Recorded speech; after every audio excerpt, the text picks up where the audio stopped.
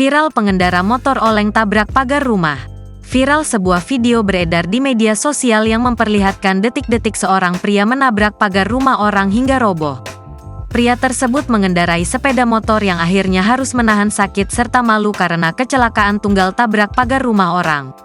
Terlihat dari rekaman CCTV salah satu rumah warga yang berada di pinggir jalan dalam situasi tenang dengan berbagai kendaraan melintas di depannya. Rumah bernuansa warna coklat itu dipagar oleh perpaduan tembok dan besi yang memiliki gerbang di sebelah samping serta depan rumahnya. Gerbang depan rumah tersebut langsung berhadapan dengan jalan raya. Dalam rekaman bertuliskan tahun 2023. Sekitar pukul 12.47 itu tidak diketahui pasti lokasi tempat kejadian tersebut. Awal mula peristiwa kecelakaan itu terjadi tampak kondisi jalan yang tenang dengan beberapa kendaraan melintas di jalan depan rumah.